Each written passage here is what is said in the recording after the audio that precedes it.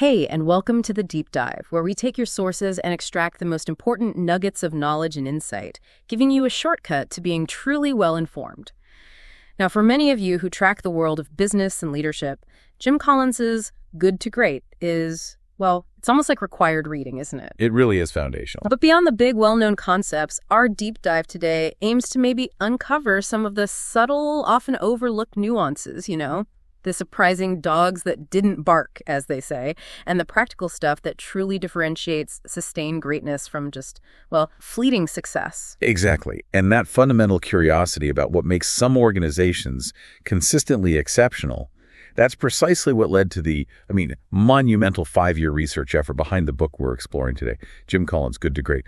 The core mission was pretty clear. Can a good organization, and that could be a company, a nonprofit, even a government agency, can it truly become a great one? And if so, how? Or, as the research team provocatively put it, is the disease of just being good incurable? Tough question. It really is. So we're going to unpack their incredibly rigorous methodology. How they even identified those rare companies that made a tangible, sustained leap to greatness. And then, most importantly, reveal the timeless, universal answers they uncovered. Because this isn't just about the corporate world, right? Not at all. It's about understanding what sets truly excellent organizations apart in any field, and what that might mean for you, whether you're prepping for a big meeting, catching up on a new field, or just insanely curious about what drives true, lasting success. So the starting point for this whole deep dive was a rather challenging observation, maybe even a provocative thought. Good is the enemy of great. That sounds almost counterintuitive, doesn't it? Isn't good often the goal? Explain that for us. It's a profound idea, really, and it cuts right to the core of why so many organizations just plateau. We often accept good as sufficient, don't we? Yeah, we do. Think about it. A good school, a good government, a good company, or even just aiming for a good life. We kind of settle for it. But this acceptance of good, this settling, is precisely what prevents true greatness from emerging. The research for Good to Great was actually spurred by a direct challenge Jim Collins got from a colleague, Bill Meehan.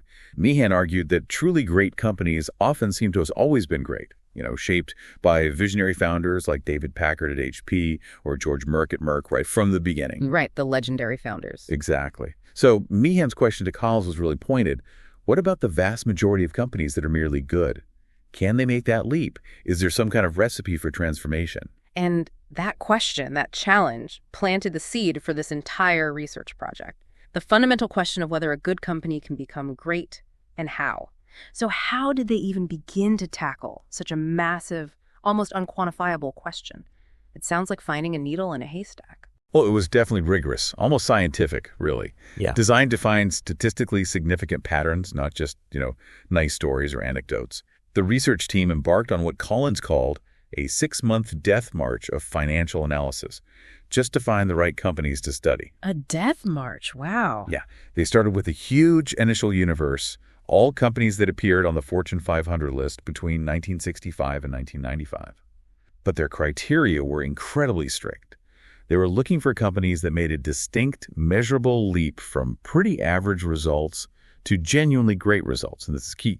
Sustain those results for at least 15 years. This wasn't about a flash in the pan. 15 years is a long time to sustain that kind of performance. So from that initial universe, all those Fortune 500 companies, how many actually made the cut? How many were truly good to great? It must have been a tiny number. It was a very exclusive club, as you say. Out of that massive initial pool, just 11 companies were identified as fitting the good to great pattern. Only 11. Just 11.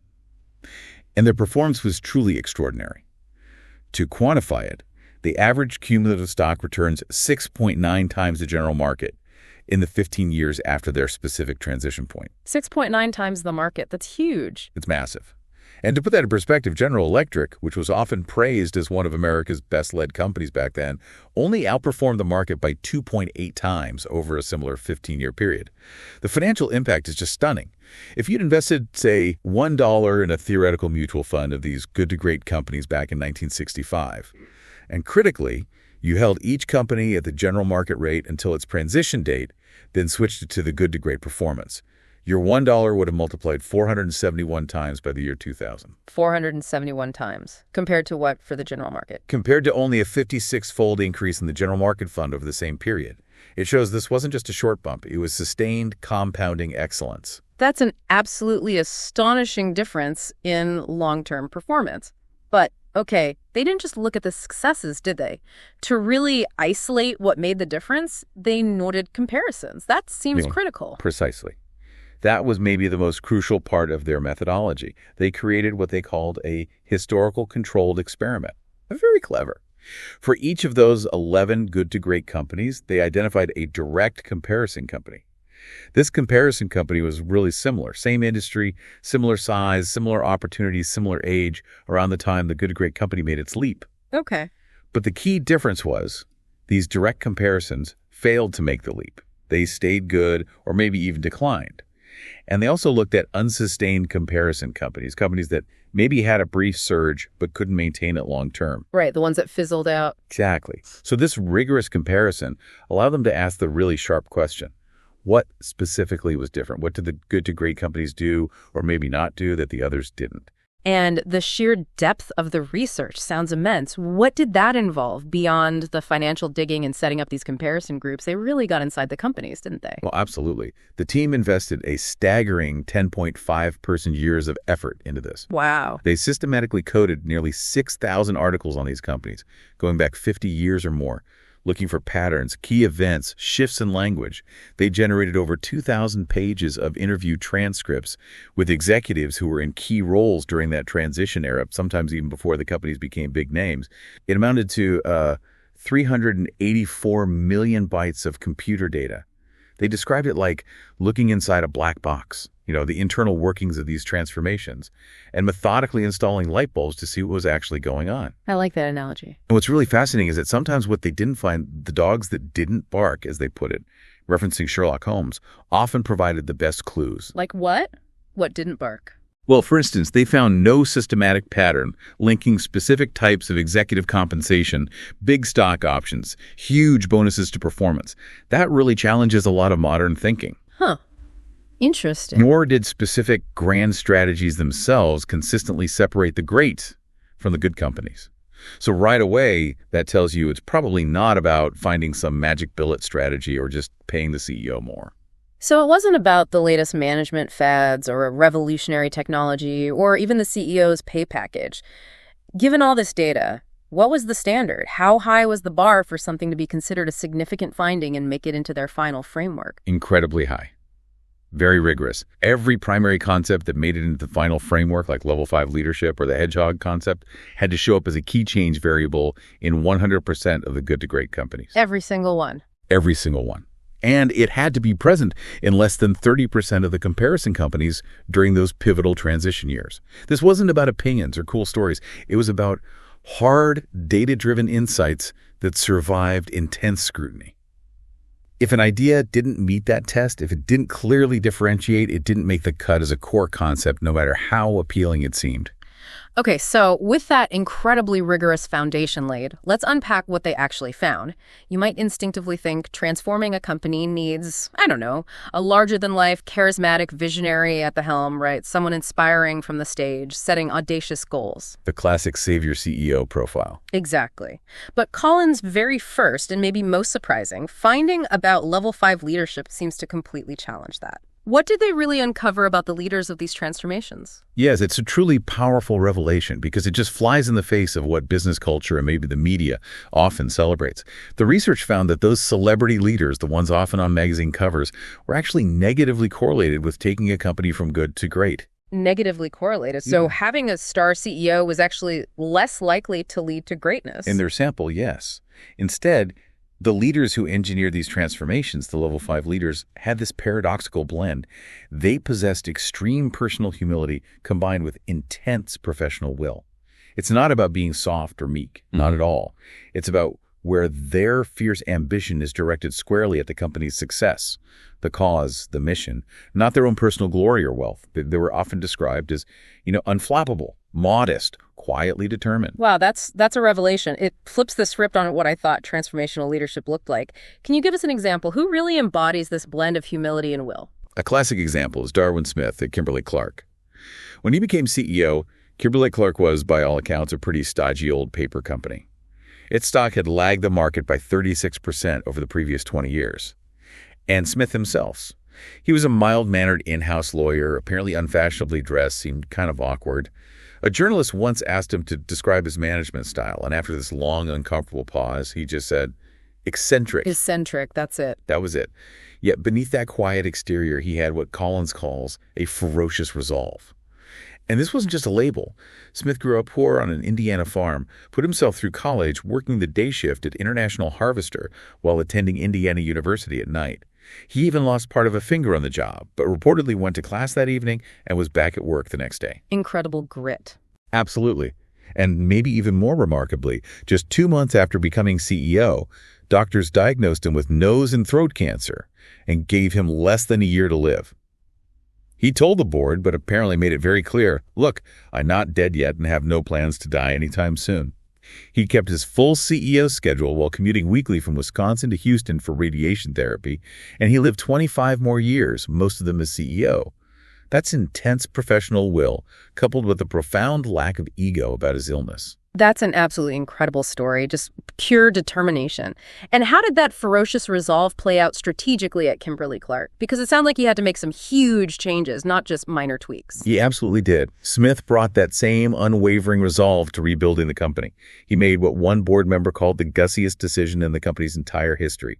He decided to sell the paper mills, the company's traditional core business, including the namesake mill in Kimberly, Wisconsin. Sell the core business. Wow. He and his team concluded that their traditional business, coated paper, was simply doomed to mediocrity. The economics were bad, the competition weak.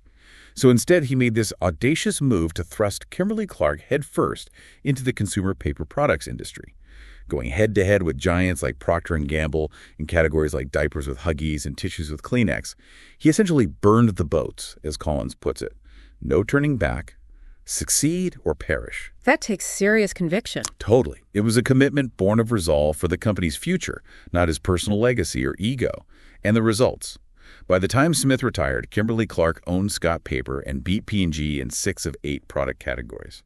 Fascinating. So it's really not about being a meek leader, but about channeling that intense ambition towards the company, not yourself. That's the crucial distinction.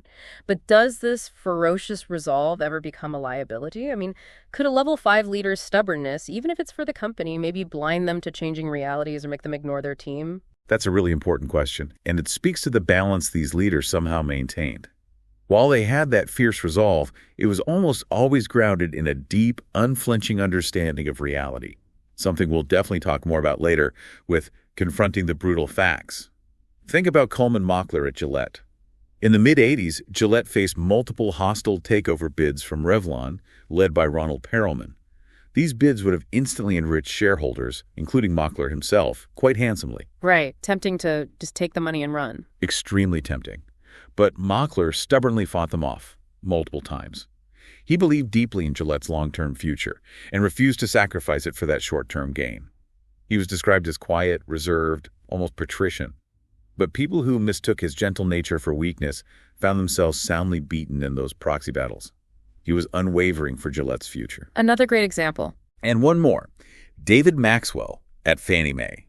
We mentioned Fannie Mae was losing $1 million a day when he took over. He turned it around spectacularly, eventually earning $4 million a day. But when his own $20 million retirement package became controversial in Congress, potentially jeopardizing Fannie Mae's crucial relationship with the government, he told his successor not to pay it to him. He gave up $20 million. Yes, because his ambition was for Fannie Mae and its mission, not for his personal bank account. That selfless ambition, combined with that iron will, is really the hallmark of Level 5. And how does this compare to the Level 4 leaders they identified? The effective leaders who often get all the attention and seem like the heroes. Well, the contrast is pretty stark, and it highlights a common trap. Take Stanley Galt at Rubbermaid. He was undeniably charismatic, brilliant, made Rubbermaid incredibly successful and admired for a time. But the research found he was intensely I-centric, constantly using I in interviews, taking personal credit for everything. And crucially, when he left, Rubbermaid just disintegrated and was eventually acquired by Newell. The greatness didn't last. So the success was tied too much to him personally. Exactly. Or think about Lee Iacocca at Chrysler. A brilliant turnaround leader, no question. He saved Chrysler from the brink. But he became, in effect, a kind of dictator, focusing on his celebrity status, his autobiography, buying corporate jets while the company struggled underneath. After his tenure, Chrysler's underlying weaknesses resurfaced, leading to its eventual buyout by Daimler-Benz. The big problem with many Level 4 leaders is that the discipline and the greatness often leave when they leave. It's not built into the organization itself. The company relies too much on their singular genius or personality. It's almost like the active opposite of genuine humility, what the book calls compelling modesty. So it's not just about not being arrogant, but an active, almost countercultural humility. It really is. The good to great leaders consistently deflected praise. They'd attribute success to others, to their team, even to luck. They say things like, oh, we were just blessed with marvelous people, or honestly, there are plenty of people in this company who could do my job better than I do. You don't hear that often from CEOs. You really don't. People describe them as quiet, humble, self-effacing, understated. Ken Iverson, the CEO who built Nucor into a steel giant, lived in a simple house, had a carport instead of a garage, got his dogs from the local pound. They just never seemed to want to be larger-than-life heroes. They were seemingly ordinary people who were just quietly producing these extraordinary results. It was always about the work, the company, the results, not their personal brand. Okay, so what does this all mean for someone listening, maybe wondering if they can become a level 5 leader?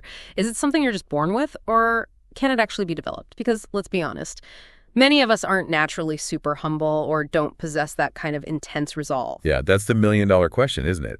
The research actually suggests that potential level 5 leaders are probably highly prevalent in our society. It's not like they're unicorns.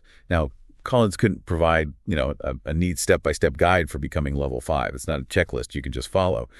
But they did notice that significant life experiences, crucible moments, might have sparked or maybe furthered their maturation into level 5. Like what kind of experiences? Well, think of Darwin Smith's battle with cancer right after becoming CEO, or Joe Coleman at Philip Morris, whose profound experiences as a POW during World War II seemed to shape him, or even a strong religious belief, like in Coleman Mockler's case at Gillette.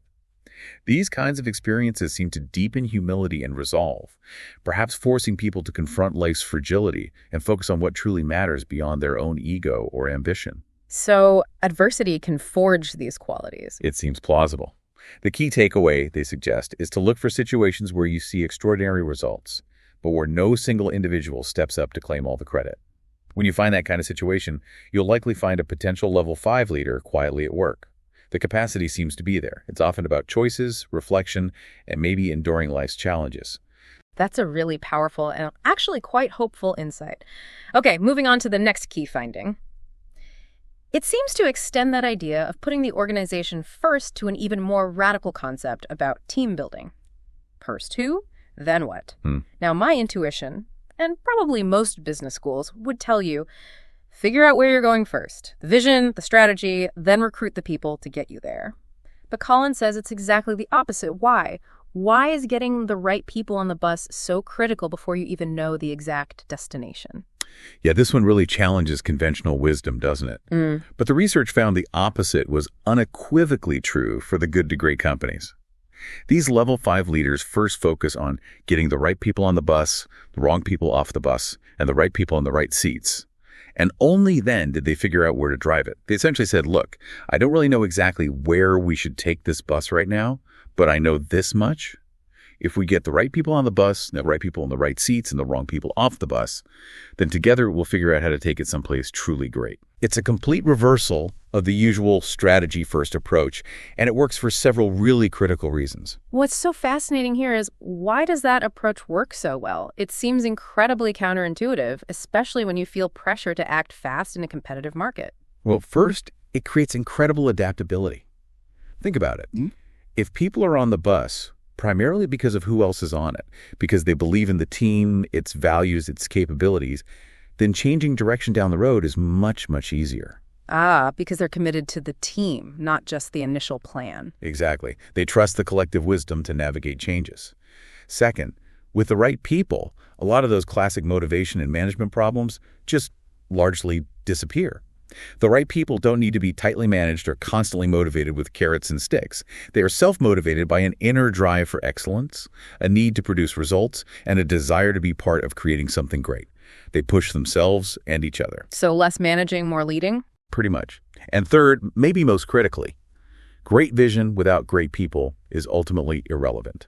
You can have the most brilliant strategy, the perfect roadmap, but if you don't have the capable, disciplined, passionate people to actually execute it, it means absolutely nothing. The who really does determine the what in the end. That makes sense. It sounds deceptively simple like many of these concepts, but I imagine it's incredibly difficult to implement in practice, especially under intense pressure when everyone, the board, investors, employees, is clamoring for a clear direction right now. It absolutely is difficult, and that's where the discipline of these good to great leaders really stood out.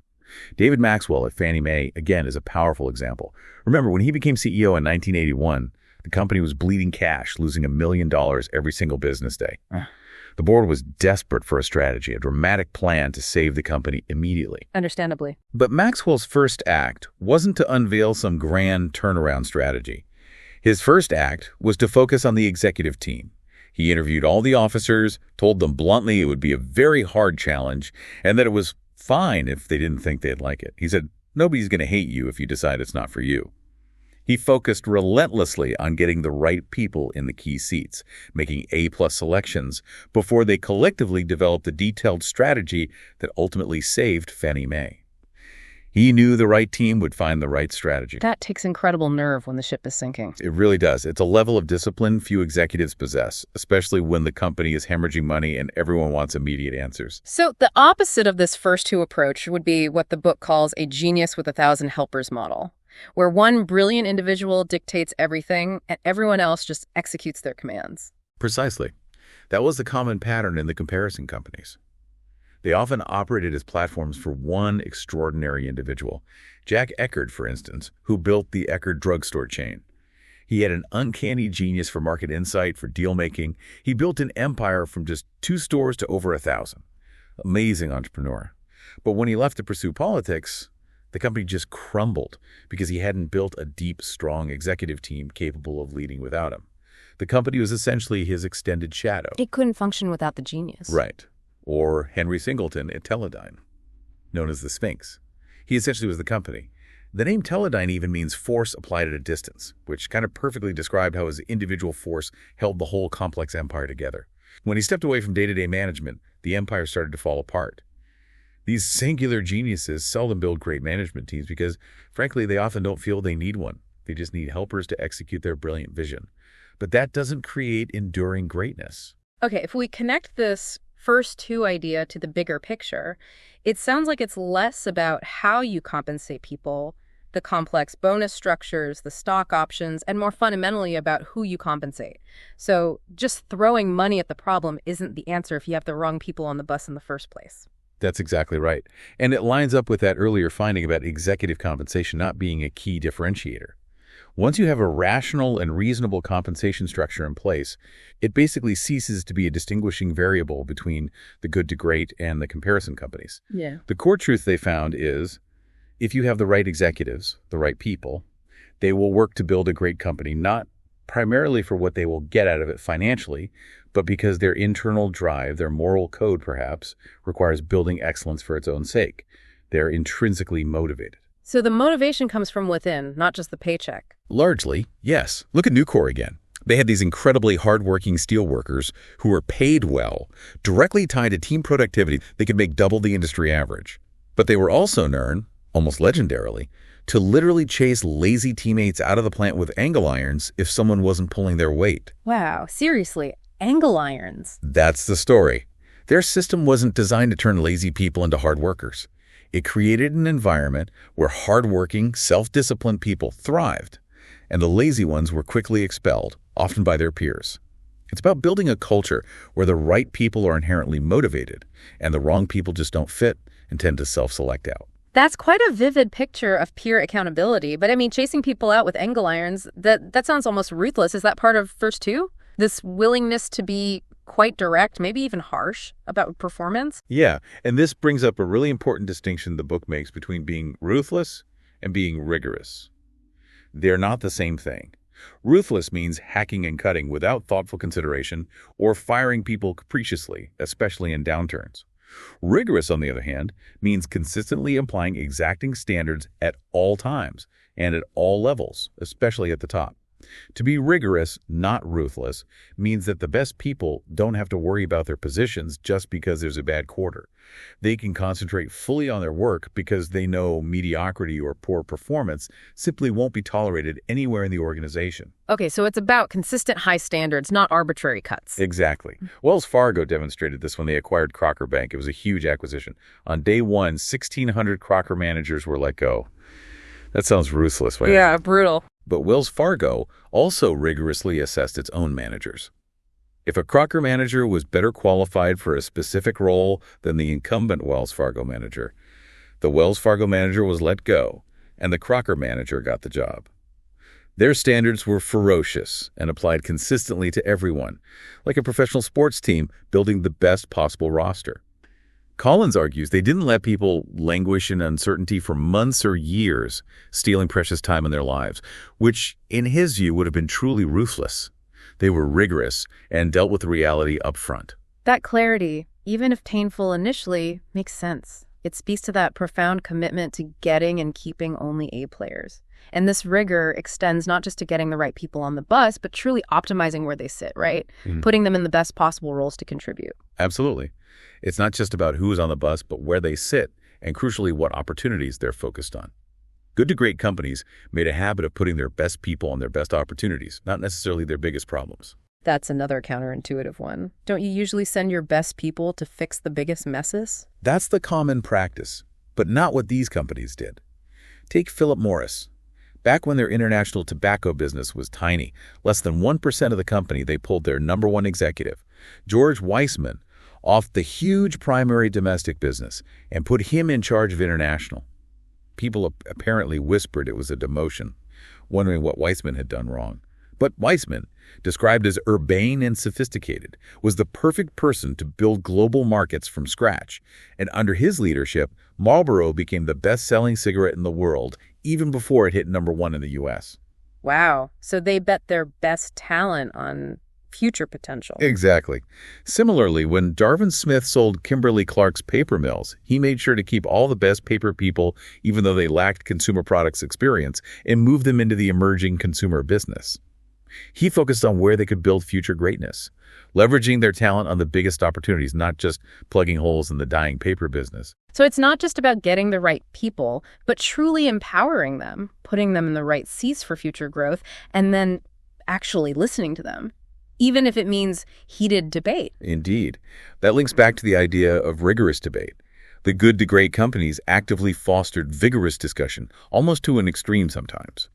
Those Philip Morris executives, for instance, were described by one observer as people who never agreed on anything, and they would argue about everything, and they would kill each other and involve everyone high and low. Sounds intense. It does. But the key was, these intense debates were always for the common good of the company. Not about personal agendas or politics. It was about wrestling with ideas to find the best answer for the organization, not just settling for the loudest voice or the CEO's pet project. Everyone knew that once a decision was finally made, even if they had argued against it, they would unite and stand behind it completely. It was described almost like a passionate love affair, with executives loving the work, their colleagues, the challenge, even apparently continuing to come into the office long after they retired, just to be part of it. That's commitment. That intense yet ultimately productive debate is really a hallmark of an organization filled with the right people who are committed to finding the absolute best solution together. Okay, so you have the right leaders level 5. You have the right people on the bus in the right seats, and they're engaged in rigorous, honest debate. What's the next monumental challenge they faced?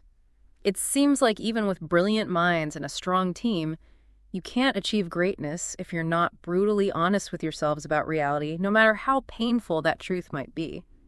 This brings us to confronting the brutal facts. That's exactly right. And this is where it gets really interesting because it connects everything together. The research showed that those breakthrough results didn't come from one single grand stroke or some magic bullet strategy appearing out of nowhere. Instead, they came from a series of good decisions, diligently executed, built carefully one upon another over time. And the absolutely crucial foundation for making those consistently good decisions is relentlessly confronting the brutal facts of reality. This means facing the unvarnished truth, no matter how unpleasant or how much it conflicts with wishful thinking or popular opinion. It requires this profound, almost institutional commitment to understanding what truly is, not just what you hope it is. Can you give us an example of companies that did this well versus those that maybe preferred to, well, stick their heads in the sand? A classic comparison is Kroger versus A&P. Both were old-line grocery chains, long histories, facing the same disruptive challenge in the 1970s. The shift in consumer preference towards larger superstores, offering much more variety, convenience, one-stop shopping. Right, the decline of the small neighborhood grocer. Exactly. Kroger confronted this brutal truth head-on. They did extensive research, faced the fact that their traditional model was dying, and then methodically, systematically rebuilt their entire system around the superstore concept. This was a massive undertaking, requiring over $9 billion in investment over 3 decades, closing old stores, building new ones, completely changing their logistics. A&P, however, despite having the same information, knowing the facts, resisted the shift. They clung to the past. They even opened an experimental modern store called Golden Key, which was basically showing them the future. But they closed it down because apparently management didn't like the answers it was giving them. They didn't like the facts, so they shut down the experiment. Incredible, right? A&P then just lurched from one reactive fad to another, price wars, then cost-cutting that made stores drabber, service worse, eventually dwindling into a sad remnant of a once great American company. Kroger faced the brutal facts. A&P fought them, often choosing denial over data. So facts really are better than dreams, even if the dreams are more comfortable. But how do leaders actually create a climate where the truth is heard? Especially when it's bad news. It's so tempting to shoot the messenger, or for people lower down to just filter the bad news to protect themselves. That's the challenge. And the research identified 4 key practices for fostering a climate where brutal facts aren't just tolerated, but actively sought out. First, lead with questions, not answers. When Alan Wurtzel took over Circuit City, it was near bankruptcy. Instead of coming in with all the answers, he constantly pushed his team and the board with questions, relentlessly asking why, until he felt they truly understood the reality of their situation. He wasn't manipulating with questions. He was genuinely trying to understand. Second, engage in dialogue and debate, not coercion. We talked about the Philip Morris executives arguing fiercely. The key was that it was genuine dialogue aimed at finding the best answer for the company, not a top-down exercise where the CEO just forces their view through. Okay, lead with questions, encourage debate. What else? What about when a mistake has clearly been made? It can be incredibly hard for leaders and organizations to admit errors, especially public ones. People fear looking weak or incompetent. That leads directly to the third practice. Conduct autopsies without blame. When Philip Morris acquired the 7-Up company, it didn't work out, and they later sold it at a significant loss. It was a visible black eye.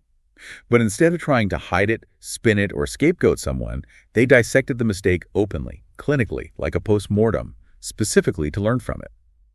Joe Coleman, the CEO at the time, even took personal responsibility for the bad decision and went out of his way to publicly credit specific executives who had challenged his initial idea, naming them as being more prescient than he was. That builds incredible trust, I imagine. Huge trust. It creates a true learning culture, showing that honest appraisal of failure is valued more than protecting egos. And finally, the fourth practice is to build red flag mechanisms. These are ways to turn information, especially uncomfortable truths, into something that absolutely cannot be ignored. They force leaders to confront reality. Like what? What's an example of a red flag mechanism that forces that kind of confrontation? Well, one example Collins gives is kind of simple but effective. A professor who gave his MBA students a literal bright red flag. Each student could raise it once during the quarter to immediately stop the class and voice any observation, question, or even disagreement, without any penalty. A literal red flag. Literal red flag. The purpose was just to ensure that potentially uncomfortable truths or different perspectives were heard in real time and couldn't just be brushed aside. Another, maybe more dramatic example mentioned was a company that allowed its customers short pay, meaning customers had full discretionary power to pay only what they felt a product or service was actually worth based on their experience. Wow, that's brave. Extremely brave. And maybe not for every organization. But mechanisms like these, whether simple or radical, force a direct confrontation with reality, especially for leaders who might otherwise be insulated from bad news by layers of management or reporting. It's about making crucial, often negative information impossible to ignore. This all sounds like a really delicate balancing act. Being brutally honest, facing the absolute worst facts, but somehow not becoming dispirited or losing faith. That seems like a heavy psychological burden to carry. It absolutely is. And that brings us to what Collins termed the Stockdale paradox. This is a really powerful psychological duality that he found essential for survival and eventual triumph in the face of adversity. The paradox is this: you must retain unwavering faith that you will prevail in the end, regardless of the difficulties. And at the same time, you must confront the most brutal facts of your current reality, whatever they might be. Unwavering faith, A&D, brutal reality. How did that name come about? It's named after Admiral Jim Stockdale, a high-ranking U.S. military officer who was a prisoner of war in Vietnam for 8 years. He endured unimaginable torture and isolation. He survived, he said, by holding on to this paradox. He never, ever lost faith that he would get out, return to his family, and eventually prevail. But crucially, he never sugarcoated the grim, brutal reality of his day-to-day situation. He said the ones who didn't make it were often the optimists. The optimists. Really? Yes, the ones who kept setting unrealistic dates for release will be out by Christmas, and then died of a broken heart when Christmas came and went. Stockdale said, "I never lost faith in the end of the story, but he faced the brutal facts of the present." That's incredibly profound. And how did this personal paradox apply to the good to great companies? Did they all face such dire circumstances as Admiral Stockdale? Well, fewer than half of them faced a truly existential crisis, like Fannie Mae's $1 million a day losses. But every single good to great company faced significant adversity at some point on their journey to greatness. Think of Gillette fighting off those hostile takeovers, Nucor facing crippling foreign steel imports that bankrupted competitors, Wells Fargo navigating massive banking deregulation, Pitney Bowes losing its postal monopoly after decades, or Kroger needing to essentially replace nearly all its stores. And like Stockdale, they didn't just try to survive. They used the adversity, the calamity, as an opportunity to rebuild into something much stronger, more focused, more powerful. Fannie Mae didn't just survive. They became the best capital markets player in the world at managing mortgage interest risk because of the crisis. The Stockdale paradox allowed them to strip away all the noise, all the distractions, and focus with calm intensity on the very few things that would have the greatest impact. And that intense focus, born from brutal facts and unwavering faith, ultimately led them toward the unifying concept, the Hedgehog Concept. Okay, so you've confronted the brutal facts, you have the right people on the bus, and you're somehow maintaining both unwavering faith and a grip on reality through the Stockdale paradox. All this sounds like it's building towards a kind of singular, focused understanding. So what exactly is this Hedgehog Concept, and why is it so important? Right, it emerges from that process. The Hedgehog Concept is based on a famous ancient Greek parable, popularized by the philosopher Isaiah Berlin. The fox knows many things, but the hedgehog knows one big thing.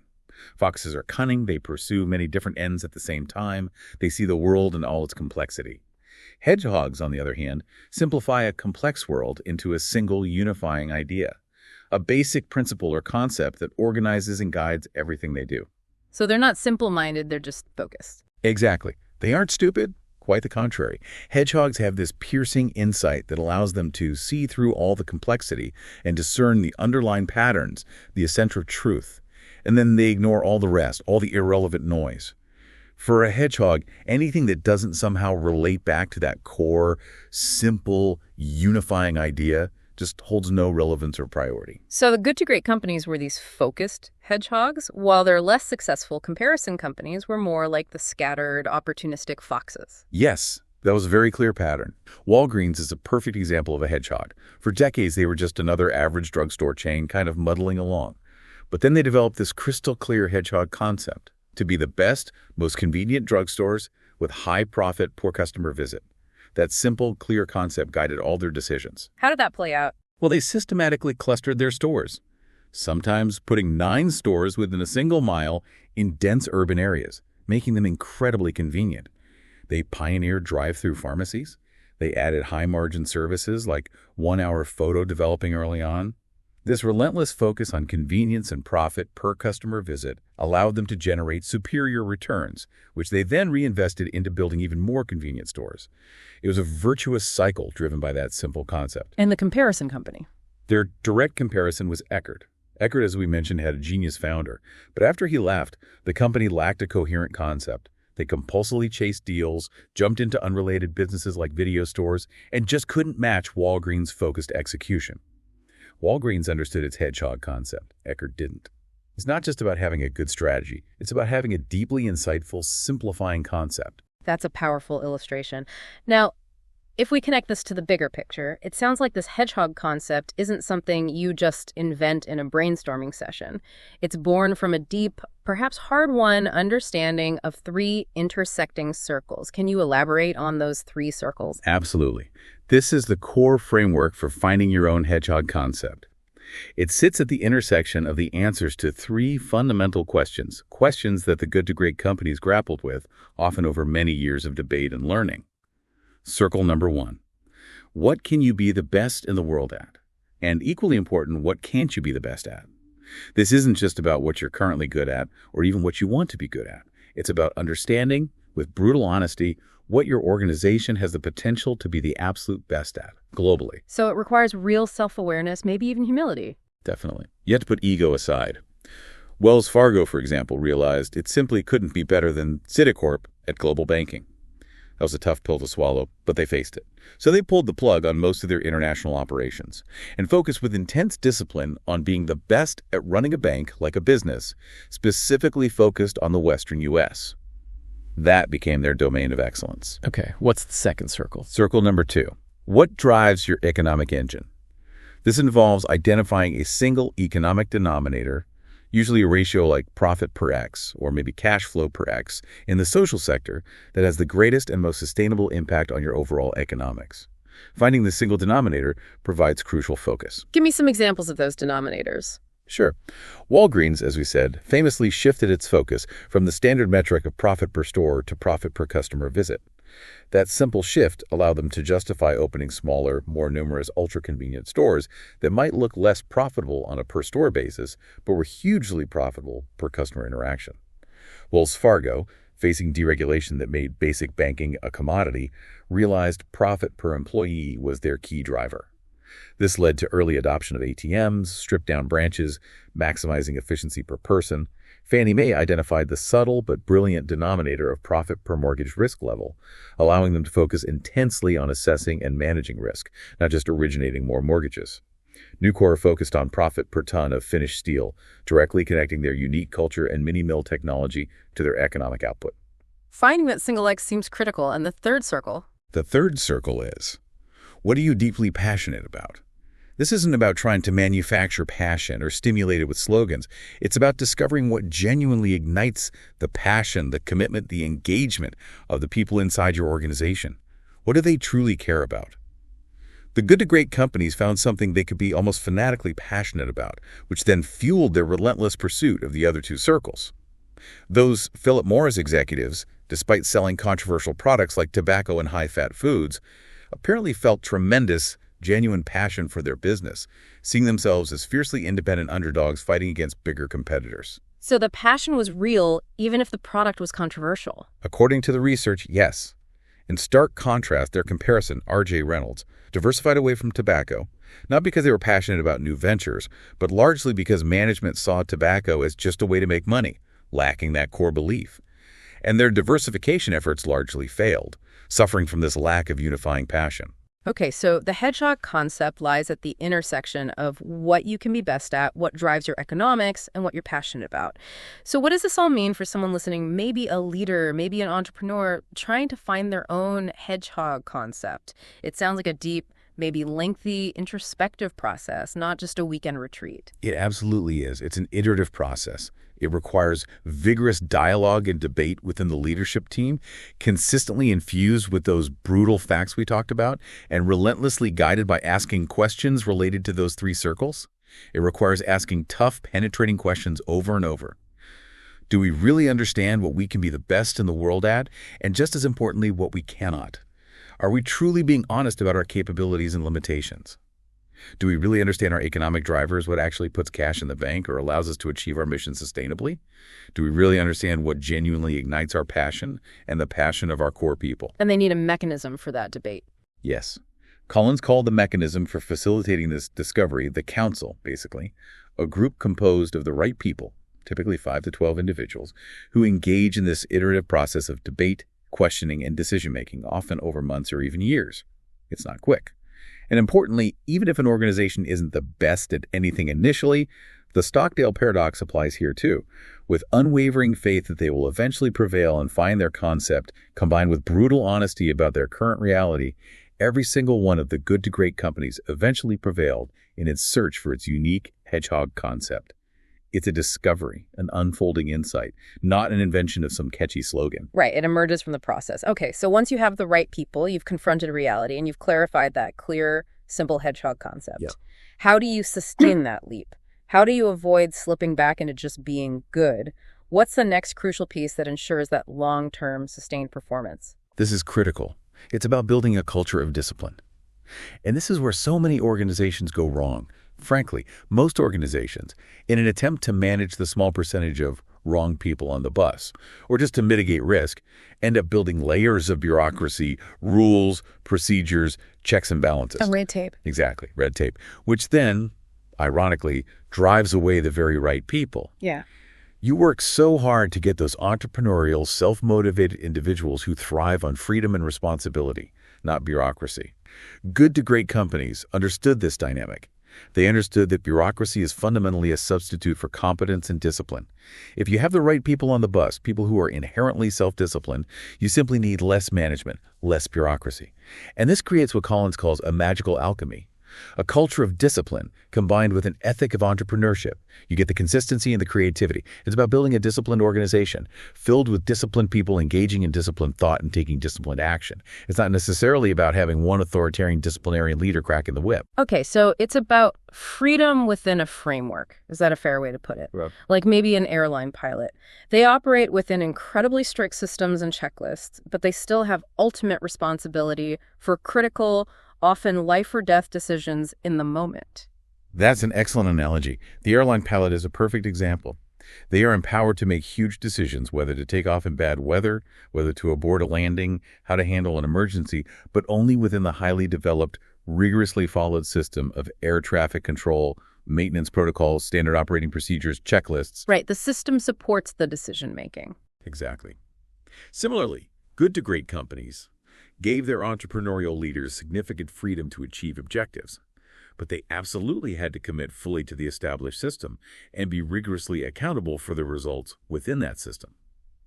Abbott Laboratories, for instance, created something called responsibility accounting. Every single cost and income item, down to the smallest detail, was tied to a specific individual manager, ensuring absolute clarity and rigorous accountability across the entire organization.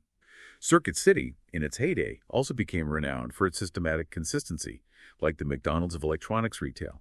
They were brilliant at replicating their successful superstore model across the country with incredible discipline, ensuring quality and service were repeatable at scale, not just dependent on individual store managers being heroes. And this culture of discipline extended even down to things like personal perks for leaders, right? It sounds like it wasn't just about strategy or operations. It permeated every level, sometimes down to the seemingly mundane. I mean, I can just imagine the groans in the executive suite when someone decided to sell the corporate jets. It really highlights the difference between genuine discipline and just paying lip service, doesn't it? It absolutely did, and yes, those groans were likely very real. Carl Reichardt, the CEO of Wells Fargo during its transformation, famously demonstrated this principle, which Collins called rinsing your cottage cheese. Rinsing your cottage cheese, what does that mean? It refers to taking seemingly small, consistent steps, things that might appear trivial on their own, but collectively they create and signal a culture of superdiscipline. It's about the symbolism as much as the savings. So, despite Wells Fargo becoming hugely profitable under Reichardt, he set a powerful example from the top. He froze executive salaries for 2 years. He shut down the fancy executive dining room. He sold the corporate jets. He even banned live green plants from the executive suites, apparently calculating they cost too much to maintain. No plants. Seriously. Seriously. Wow. All to save relatively small sums of money in the grand scheme of a giant bank. But his point was symbolic. He constantly challenged his executives. Would you spend your own money this way? And contrast that with Bank of America during the same period. Even when they were facing a severe crisis, their executives preserved their lavish perks, the jets, the dining rooms, the corner offices, effectively shielding themselves from the harsh reality their company was struggling with. This difference in personal discipline at the very top sends a massive signal about the organization's true culture and priorities. That's a stark contrast. So it's really about ingrained self-discipline throughout the whole organization, fostered by leadership example, not just a single powerful leader dictating it from on high. Because that kind of top-down, personality-driven discipline often just crumbles when that leader eventually leaves. Precisely. That was another key finding. Those disciplinarian leaders, the ones with the towering personalities who impose discipline through sheer force of things, will often create impressive short-term results. People go online. But it's often unsustainable. Think about Ray McDonald at Burroughs, Stanley Galt at Rubbermaid, whom we mentioned, or even Lee Iacocca at Chrysler later in his tenure. They often left behind companies that declined, sometimes shortly after their departure. Why? Because the discipline was personal, tied to their charismatic presence and individual force, rather than being deeply built into the organization's culture, its systems, its people's fundamental way of thinking and operating. When they left, the discipline often evaporated, leading to a kind of organizational decay. That makes perfect sense. Okay, what about technology? This is huge today. We live in an age where it seems like every company absolutely needs to be on the cutting edge, adopting every new digital tool, AI, whatever comes next, immediately, or risk being left behind. Did the good to great companies just jump on every new technological bandwagon? This is another one of those fascinating dogs that didn't bark. It's a finding that really defied expectations at the time, and maybe challenges a lot of contemporary business thinking even more today. The research found quite clearly that technology in and of itself has virtually nothing to do with igniting a transformation from good to great. Technology can certainly accelerate a transformation once it's already underway, making things happen faster, more efficiently, maybe reaching broader scale, but it absolutely cannot cause one. It can't create momentum from a standstill. So technology isn't the spark. Not according to this research. The good to great companies were never technology faddists. They weren't running around like Chicken Little, terrified of being left behind by every new invention or trend. In fact, often it was the comparison companies, the ones desperately trying to buy greatness or hoping for some kind of quick fix, that adopted new technologies much more haphazardly, often spending huge amounts with very little strategic return because it wasn't linked to their core purpose. What's fascinating here, though, is that the good to great companies were often pioneers in the application of technology, weren't they? But it seems they did it in a very specific, disciplined way, tightly linked to their core purpose. So it wasn't about being Luddites, but about highly strategic application. Yes, exactly right. That's the crucial distinction. They were pioneers, often early adopters, but specifically in the pioneering application of carefully selected technologies that directly reinforced their hedgehog concept. Walgreens, for example, invested heavily and early in things like satellite communication networks, their intercom system, barcode scanners, and pharmacy robotics long before many competitors, but always to enhance their hedgehog concept of ultimate convenience and increasing profit per customer visit. So the techs serve the concept. Precisely. They even had a chief information officer who was actually a pharmacist, not a pure tech guru, which reinforces the idea that their hedgehog concept drove their technology decisions, not the other way around. Similarly, Kroger adopted barcode scanners early and aggressively, not just because they were new and cool, but because they understood scanners would dramatically improve inventory management, which was absolutely critical for making their huge investment in the superstore transformation economically viable. Scanners effectively pulled, as Collins colorfully puts it, hundreds of millions of crisp and crinkly dollar bills out of stagnant inventory in warehouses and put them to better use, fueling the transformation. Technology was a servant to their hedgehog, a powerful tool for accelerating a well-defined purpose, not its master. So the rule seems pretty clear then. If a particular technology fits directly with and accelerates your hedgehog concept, then yes, become a pioneer, invest heavily, lead the way in its application. But if it doesn't, then maybe just aim for parity, or perhaps even ignore it entirely. It's about disciplined action, not just reacting to the latest tech buzz. Correct. It's a profound display of that culture of discipline applied to technology. They remained fanatical and creative in applying relevant technologies, the ones that gave their hedgehog concept more teeth. And they deliberately ignored the hype, the anxiety surrounding irrelevant ones. They understood implicitly that technology is a tool, a powerful accelerator, but never the primary driver of greatness. It's a means to an end, not an end in itself. And companies that jumped on every tech fad without that grounding often ended up wasting resources and energy, sometimes contributing to their doom loop because those tech investments weren't tied to a deep core understanding of their business. Okay, it really feels like all these elements, level 5 leadership, getting the right people first, confronting brutal facts, finding that clear hedgehog concept, building a culture of discipline, using technology as an accelerator, they all build on and reinforce each other. It sounds like a system. But was there ever a magic moment? A single point in time when a company finally crossed the threshold and became great, like an overnight success that suddenly catapulted them to the top? Yeah, that raises a really important question about the experience of transformation. Because the research found definitively there was no single defining action, no grand program launch, no one killer innovation, no solitary lucky break, no miracle moment that defined the transition. From the outside, maybe years later, it might look like that. But internally, for the people living through it, breakthroughs simply never happened in one fell swoop. That's really surprising, especially given how corporate turnarounds or successes are often portrayed in the media, right? There's usually a narrative built around a singular visionary leader or a sudden game-changing product launch. Exactly. Yeah. The media narrative often simplifies things dramatically. But the internal reality, according to the research, was completely different. Instead, the process consistently resembled relentlessly pushing a giant, heavy flywheel. Imagine a huge metal disc mounted horizontally on an axle. Getting it moving takes immense effort. You push and push, and it barely moves, maybe just an inch. Right, it takes huge effort for a little initial gain. Huge effort. But you keep pushing. And after maybe hours or days of persistent effort, the flywheel completes its first full rotation. Then it starts to get a little easier. The second rotation comes faster.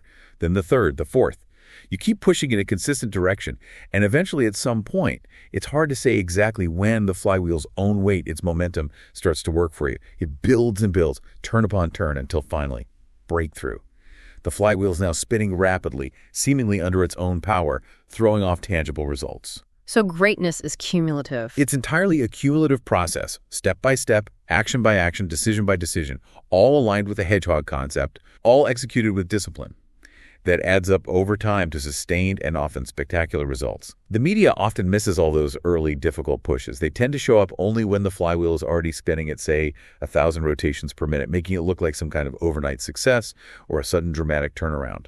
They see the breakthrough, but not the years, sometimes decades, of quiet, disciplined, often unglamorous effort that led up to it. Like Circuit City, maybe?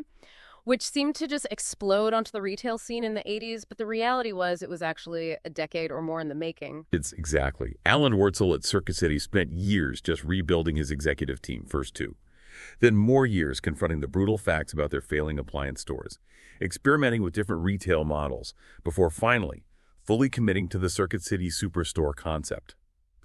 Even then, it took 9 years of accumulated turns on that flywheel building management system, refining the store concept, securing financing before they really bet the whole company's future on it. It wasn't sudden at all. Similarly, Kimberly-Clark selling its mills. That seemed like a single dramatic event from the outside. But Collins emphasizes it was just one big, albeit gutsy, push on a flywheel that had already been turning and required thousands of additional pushes over the following 2 decades, building brands like Huggies, improving manufacturing, expanding globally to truly transform into the world's #1 paper-based consumer products company. It took 21 years from when Forbes magazine predicted disaster for Kimberly-Clark to when they heralded its amazing success. It was that relentless, quiet accumulation of effort turning the flywheel. And this flywheel effect, this cumulative process, it isn't just a luxury for companies operating in good times, is it? It sounds like even when they were in crisis, this steady, persistent flywheel approach was key to navigating immense pressure. Not a luxury at all. Yeah. In fact, it might be even more crucial in tough times. The good, great companies followed this flywheel model even in those dire circumstances. Think Wells Fargo during the chaos of deregulation, Nucor facing bankruptcy from foreign competition, Gillette fighting off those hostile takeovers, Fannie Mae with its million-dollar-a-day losses. They somehow found ways to manage the intense short-term pressures while still making consistent, disciplined investments in the long-term turning of the flywheel. Abbott Labs had a mechanism called Blue Plans. They would systematically channel excess profits generated from current successes into funding future growth projects, seeding the next generation of products, without hyping short-term results to Wall Street. They kept investing in future turns of the flywheel. And the comparison companies. Their comparison company, Upjohn, would do the opposite. They'd often pump up the stock price by publicly hyping potential blockbuster savior products that were still in early development, betting the farm on one big hit. This often led to disappointment and contributed to their lurching doom loop rather than steady flywheel momentum. Okay, so if greatness is built by consistently turning this flywheel, what does that imply for motivating people, especially towards a big, maybe audacious, long-term goal? Do you announce the giant goal from the rooftops on day one to try and get everyone fired up and on board, or is it more subtle? That's another interesting finding. The good to great companies tended not to publicly proclaim huge, hairy, audacious goals right at the outset with a lot of fanfare and rah-rah speeches. Instead, they just began to push the flywheel. Quietly, consistently, moving from understanding the Hedgehog Concept to action, step after step, turn after turn. Then once the flywheel started building real tangible momentum, once people could actually see and feel the results piling up, that's when they'd often coalesce around a bigger vision. People would look around and say, hey, look what we're accomplishing. If we just keep pushing on this thing, there's no reason we can't achieve X or become the best at Y. So the results motivate people to buy into the bigger goal. Exactly. People don't really want to sign up for some grandiose vision they can't actually believe in or see a path towards. They want to be part of a winning team. They want to contribute to visible, tangible results. When they see a simple plan that makes sense, the Hedgehog Concept, born from deep understanding, not just executive bravado, and they see it yielding consistent results from the flywheel, then they're much more likely to say, okay, that'll work, count me in, let's make this thing spin even faster. The momentum itself becomes infectious and self-reinforcing. And what about the companies that get stuck, the ones that fall into the doom loop? Instead of building flywheel momentum, what does that look like in practice? The doom loop is essentially the destructive counter pattern observed in the comparison companies. Instead of patiently building momentum in one consistent direction, they lurch and thrash. They react, they overreact. This often involved misguided acquisitions, desperately trying to buy growth or diversification.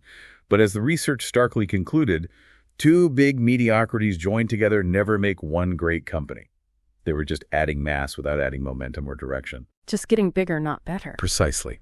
And another frequent pattern was the arrival of new leaders who, instead of understanding and building upon the work done previously, would feel the need to make their mark immediately. They'd stop the existing flywheel, maybe even try to throw it in an entirely new direction, effectively destroying any cumulative progress that had been made. Warner Lambert, a comparison company, apparently had 3 major restructurings, roughly one per new CEO over about 2 decades. They hacked away 20,000 jobs in total, but never achieved sustained momentum. Each new leader felt compelled to declare a whole new direction, effectively resetting the flywheel to zero and preventing any sustained progress.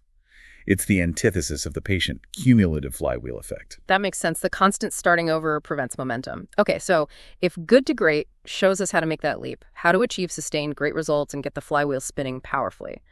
What's the connection to Collins's earlier, very famous work, Built to Last, which looked at truly enduring, iconic companies? They seem related, obviously, but distinct somehow. That's a great question, and it's a crucial distinction that Collins himself clarified later.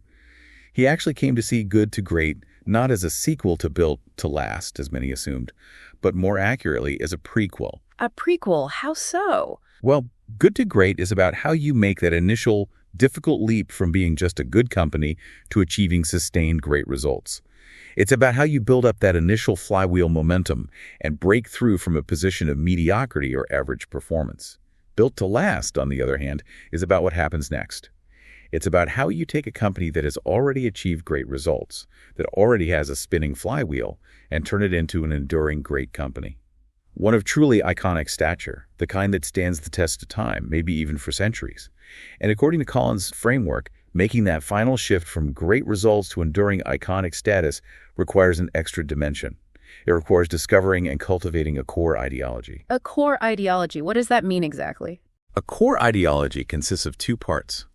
Discovering your authentic core values, the essential and enduring tenets of the organization, and defining a core purpose, the organization's fundamental reason for being, beyond just making money. It's the why behind the what. And this core ideology is the secret sauce, if you will, for achieving that truly enduring greatness studied in Built to Last. Can you give us an example of this core ideology in action? What does that look like in practice, beyond just, say, a mission statement hanging on the wall? Sure. A powerful example often cited is Merck's decision, back in the 1980s, to develop and distribute a drug called Mectizan, which cured river blindness. This was a horrific, painful disease afflicting millions of people in remote, impoverished areas of the world who couldn't possibly afford the drug. Merck invested millions to develop it, knowing there was no commercial market. And then when they succeeded, they decided to give it away for free, forever, to anyone who needed it. This decision flowed directly from their long-held core ideology, famously articulated by George Merck II decades earlier. Medicine is for the people. It is not for the profits. That purpose beyond profit guided their actions even at great expense. That's incredible. It really is. Or think about Walt Disney's enduring core purpose, to bring happiness to millions and especially to children. That fundamental why guided their expansion from cartoons into theme parks, television, merchandising, and beyond, always using that core purpose as a filter for decisions. Companies like Merck and Disney, studied and built to last, rigorously preserve their core ideology. Those core values and purpose remain fixed like guiding stars, while simultaneously stimulating progress and change through evolving strategies and practices.